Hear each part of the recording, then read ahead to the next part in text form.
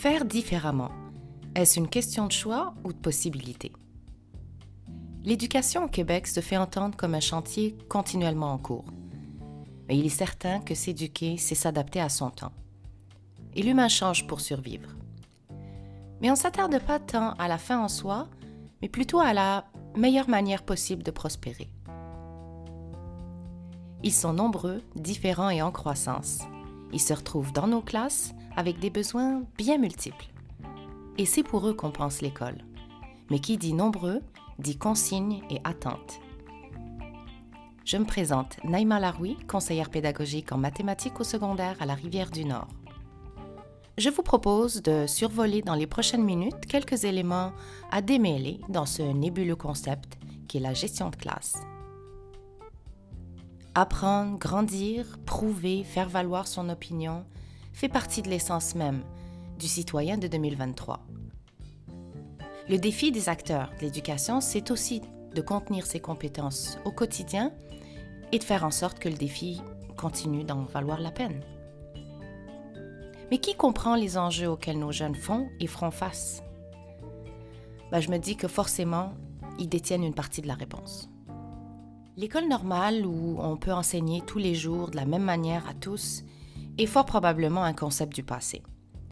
Il n'est plus tant fonctionnel et pour toutes sortes de raisons.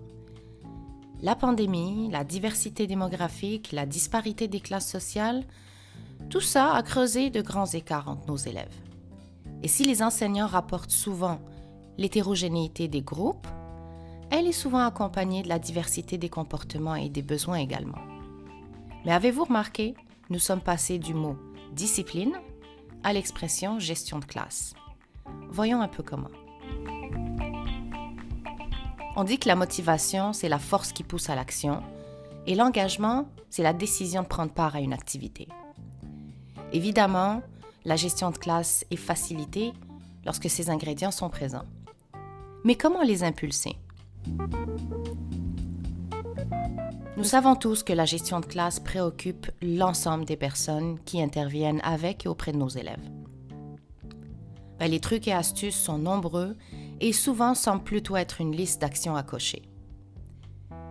Et comment trouver l'équilibre entre gestes pédagogiques et académiques? Est-ce que la gestion de classe se résume à la gestion des comportements? Quels sont les contextes qui la facilitent? La mission éducative est entre autres de donner aux élèves une diversité de moyens, d'approches, de choix pour leur permettre de s'épanouir à l'école. Alors la classe extérieure pour nous, c'est aussi donner aux jeunes plusieurs opportunités d'exprimer le développement de leurs compétences.